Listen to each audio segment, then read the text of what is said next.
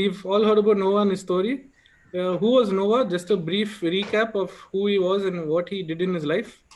Noah was the son of Lamech and grandson of Methuselah. If we read, Methuselah was the longest living man in the Bible and in the world. In fact, he lived 969 years. And his grandfather and his ancestors included Enoch. Enoch was a righteous man who walked with God. He was also the man who didn't die, but the Lord took him up into heaven. He had such a great privilege. We see Noah had a very enriched spiritual lineage where many of his family members walked with God, like Adam and Eve did uh, as they walked in the Garden of Eden with the Lord. And that's what we see again and again. And Noah himself, this is the one verse that describes Noah best. Noah was a righteous man, blameless among the people of his time, and he walked with God. And he was the only one at that time who found favor in the sight of the Lord before the Lord planned to destroy the earth with the flood.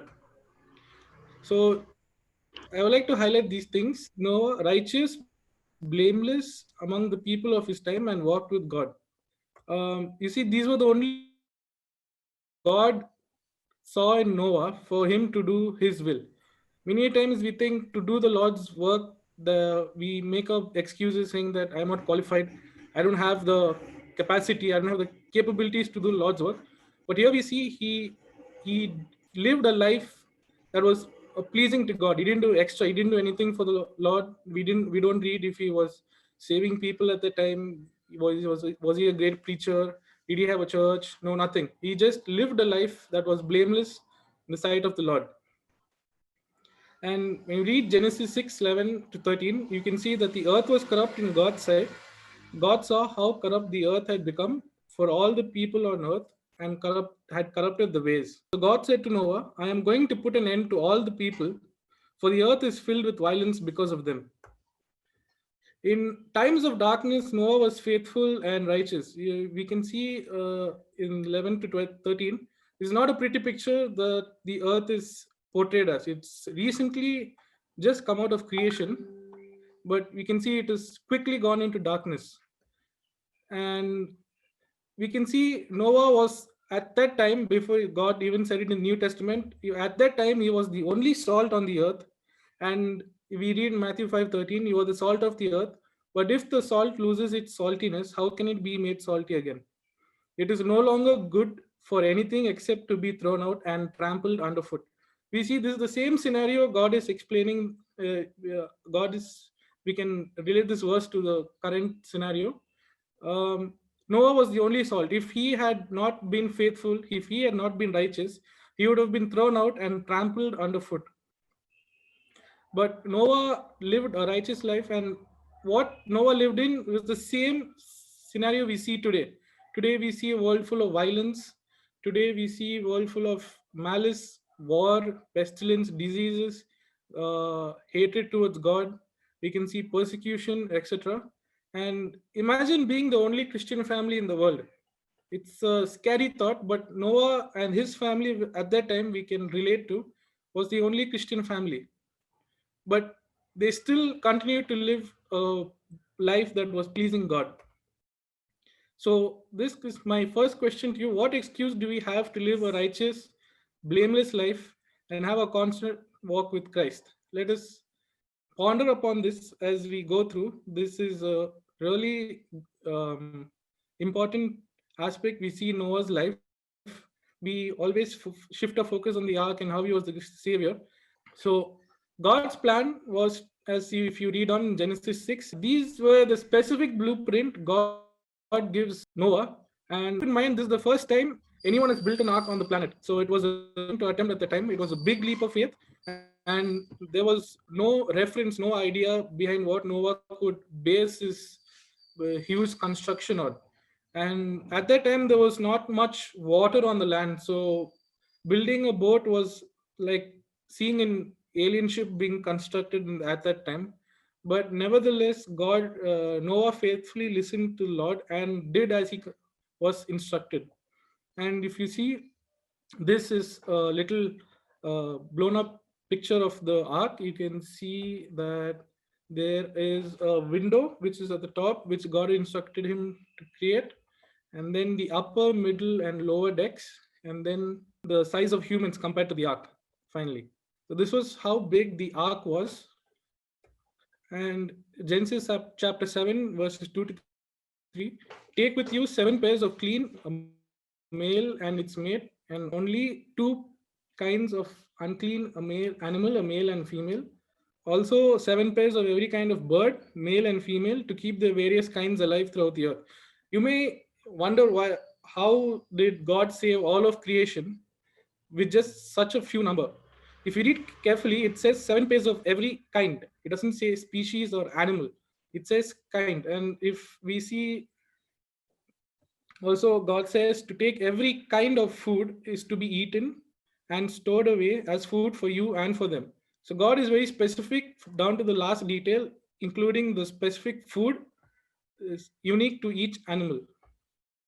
So what is a kind? If you look at the biological explanation, it's a distinctly created type of organism in all descendants. So the ark was indeed built to carry all the animals and have space to accommodate food. To elaborate on a kind, I have some pictures. If you see, these are the dog species. It's a wolf, a coyote, and different types of dogs, wild dogs, domesticated dogs. But ultimately, they're just one kind called dog. They're not called wolves separately or coyotes separately, they're dogs. So you can see the number drastically reduces, and these are the different variations in a dog. Just from a pair of dogs that were on the ark, we now have so many breeds in the world. We have thousand and odd number of breeds. We have, you can see here, you can recognize some, a Dalmatian, you can see the Greyhound and stuff. Some dogs you might know. And then you can see different type of chicken. So just from a pair of chickens, we 7 pairs in fact, we see so many varieties of chickens. They are called by different names, but they are still at the very basic chicken. So also large animals such as reptiles and poisonous creatures, birds could have been eggs. It was not necessarily they had to be full grown. They could have been brought laid as eggs on the ark, and large mammals such as elephant, rhinoceros could have been little babies or juveniles, because they had a better chance of survivability, and maintaining little animals would have been easier for Noah and his family.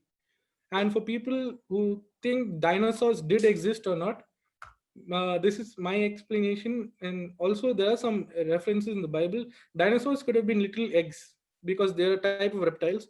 And if people think dinosaurs didn't exist, there's a verse in Job chapter 40, verse 15, where God describes a Leviathan. They say it could have been a dinosaur because of the description. You can read it on later in your personal meditation. So God made provision for Noah to seamlessly integrate all these little details into his uh, construction work and into his ark building. These were not much of a burden to him. You can see when God instructs you to do, when he gives you a responsibility you feel is too hard, too difficult, but if you take the necessary steps, he wonderfully orchestrates what will be good for you and what will be beneficial for you in your life. So as we carry on in Genesis chapter 7, verse 5, and Noah did all that the Lord commanded him. For 75 years, that's roughly the time periods by biblical scholars say Noah was invested, Noah had invested building his ark. For 75 years, he grew food for all the animals. Basically, if you read on chapter 8, we read that Noah planted a vineyard. So we come to a conclusion that before building an ark, Noah was basically a farmer. So he and his family didn't have any trouble at all growing food for all the animals. And for 75 years, Noah and his family prepared for times unheard of. So we see here that they, if we calculate 1,000 years were the norm for that day for a typical human lifespan, like how we have 100 years today. Noah spent 75 years, that's like 7 years in today's lifespan. 75 years to prepare for an event that no one on the planet had ever known what it was. um, I think that is a faith, that is a big leap of faith that Noah and his family had to undertake. And at many times also God calls us to do simple things, large things, things unheard of. How often do we readily accept what the Lord has kept for us? And how much time do we spend to prepare for the Lord's work?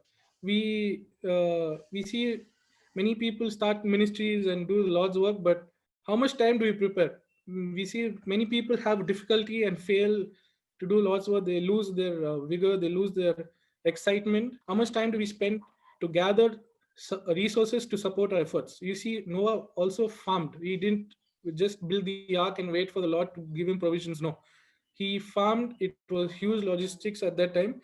He grew food for each and every animal, specific animal. So he did work for his own work to come into fruition. And then he spent time with him and his family preparing for times unheard of. We are living in dark days. We do not know what is ahead of us. We do not know what awaits us as Christians. We do have a general idea in Revelations, but the specific details of it we do not know. But how much time do we spend in prayer, preparing ourselves, our families, our children for days to come, so that we may have the strength to overcome the difficulties?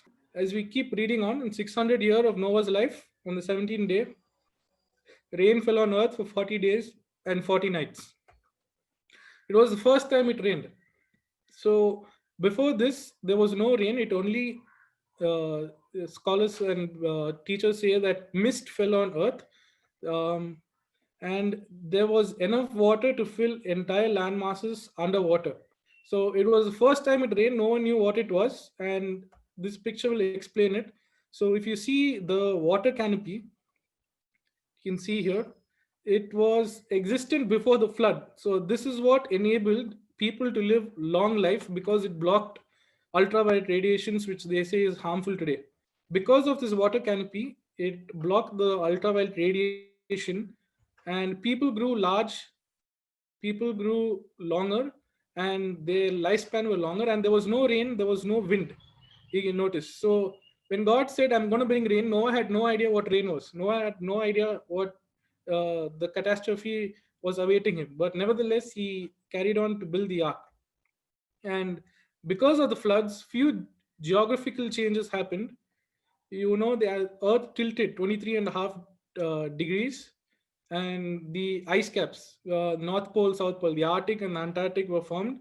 And at that time, the colossal tidal waves, like huge tsunami waves, they were almost 9 kilometers high. And the world's tallest building is 800 meters, and these waves were 10 times higher than the world's tallest building right now.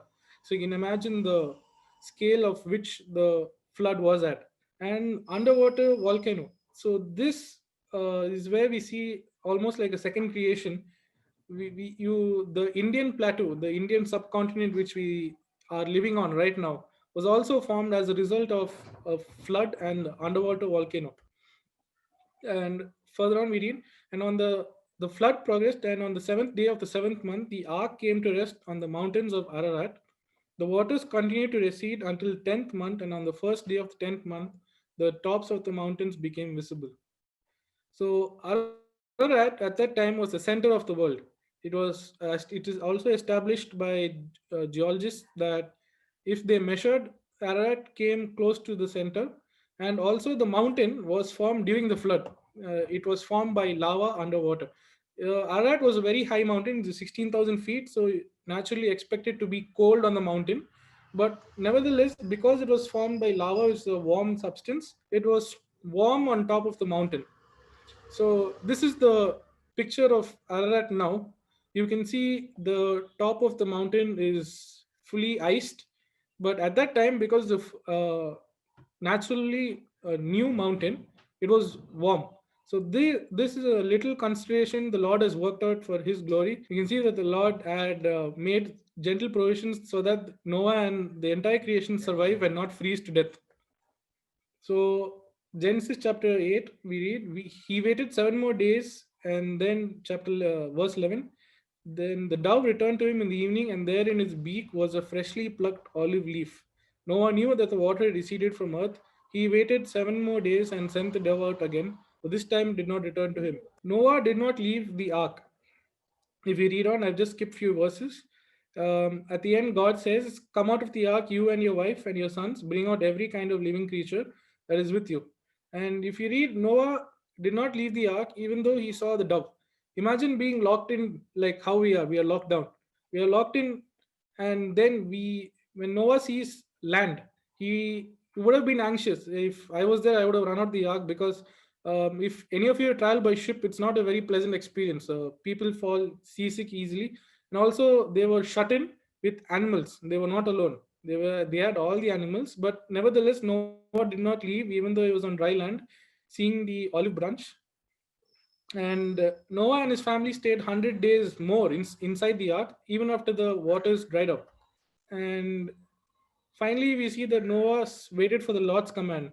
Over and over again, we see Noah's faithful devotion and commitment to the Lord. He did not use his common sense. He did not use his own will to say, "Okay, the flood is ended. Let me go out of here." Many times we tend to do that. We tend to act on our own will. We do not wait for the Lord's command. We see that in Saul's life when he sacrificed all the animals for him before Samuel could come, and we see the consequences. So, how often do we act on God's command and not on our own command, on our own will? This is something we need to ponder on again. And this is a rough timeline on how much time Noah spent in the ark. So Noah spent roughly 370 days or 1 year in the ark. So exactly 1 year. So basically, they were in 1 year of lockdown. I think we are in the ninth month of lockdown, and already we've seen so many troubles for the poor, and many families are having difficulties. But Noah was the first person in lockdown, I guess. So is a good model, and he was given a great responsibility of caring for all creation on earth. And 1 year of fulfilling God's call. It was specifically Noah and his family caring for all the animals you see on earth today. If they did not do this work, then none of the animals would have survived on earth, and we would have been living seeing only humans' faces. And let me remind you that Noah did 75 years of work for just 1 year of action. So we can see here that if 75 years for just one, you might think it's a small number, but no. A good deal of planning and working for your goal for the Lord definitely will help you bear the fruits when you get into action. And Genesis chapter 8, we read Noah built an altar to the Lord and taking some of all the clean animals. This is after he got down from the ark. And the Lord smelled the pleasing aroma and said in his heart, "Never again will I curse the ground because of humans, even though the very inclination of human heart is evil from childhood." We see that Noah thanked God for his faithfulness. Noah was not bitter at God for destroying his family. We read that Noah did have in fact siblings, and he all of them got destroyed in the flood. His was the only family. But he was not angry at God. He was rather thankful, and he did not start working on his personal needs just after the lockdown. So we already during the lockdown we make plans on stocking food, whether we need this, whether the family has that. But you see that Noah thanked God, and first and foremost, and this simple act of Noah's devotion changed God's heart. If Noah hadn't given the sacrifice, who knows? We might have seen 1,000 more floods. We might have seen the earth go through multiple changes. But this simple act of Noah's sacrifice changed God's heart. So, how often do we keep God's priorities first? And how often do our actions change God's heart? This question might seem very difficult to hear, but we are able to change God's heart through our tiny actions. Let us ponder upon our life and see how often our action have been able to change God's heart for the better, for all of humankind, in fact. And finally, God made a covenant with Noah in Genesis chapter 9, 12, and 13. He set a rainbow in the clouds, and it will be a sign of the earth between me and the earth, and that he would never destroy the earth ever again. And it makes sense because rainbows were never seen before. It was the first time Noah and his family saw a rainbow, and I believe it would have been a very marvelous sight. And also later on, we read that Noah, man of the soil, proceeded to plant a vineyard. Then if you read, you know what happened. He got drunk, and then we see the curse and the blessings that Noah gives to his son. So you see again that Noah was a farmer. He's gone back to his roots. He has done Lord's will. He's still doing the Lord's will, but not in large scale. And then he immediately starts working after completing the Lord's command. Many a times you think we have done the Lord's will, there's no more work in our life to be done, there's nothing else to fulfill. We are constantly working for the Lord, and we are constantly working for us for to build our families for the Lord. Many a times we see parents, we neglect to build our own families amidst doing God's work. So I don't think God likes this, and we need to check where we go wrong in building our own families. Family building and God's work go hand in hand. It doesn't. God doesn't want you to sacrifice your children or your family or your responsibilities to do His will. He can use you amidst what you're doing. So, and we read that Ham disrespected his father, but these few questions: was Ham's disrespect of his father the fault of Noah as a parent? Also, who told Shem and Japheth to do right thing? You see, Noah had three sons, and out of three sons, two of them did the right thing, one of them did the wrong thing. And we really don't know who to blame. Maybe because Noah was busy building the ark, he could have left out some disciplinary action at Ham. Shem and Japheth, who were the elder siblings, did the right thing. So this goes to show how Noah's effort to raise his children, he might have raised them with godly, spiritual, and moral values, but nevertheless, his son failed to uphold the values. So the question we ask is, how much effort do we spend in raising our children with God spiritually and moral values? This is one question we need to check, because even though we live a life of faithfulness and righteousness, if our children do not follow the same, what is the use? And if Noah hadn't brought up his children in an upright way, they wouldn't have had a place on the ark. This is a really striking view, because imagine if Noah was the only person, then it would have been really difficult to repopulate creation. But then we see, thanks to Noah and his values and his righteousness that he imparted to his entire family, that eight of them could survive on the ark, and through them all, if you read further in the chapters, all the nations, all the tribes, all the descendants come from the three children of Noah. Unfortunately, Ham and his son Canaan get cursed, and Shem and Japheth are fortunately blessed. But this is also another aspect of Noah's efforts in raising their children. This is sometimes, most of the times, overlooked, but we see that Noah did, as a parent, do some uh, growing, invest time in spiritually growing God's children. So these are the 9 questions that I like to leave with you today. So let us ponder over this and ask God where we stand in doing the Lord's will. Thank you.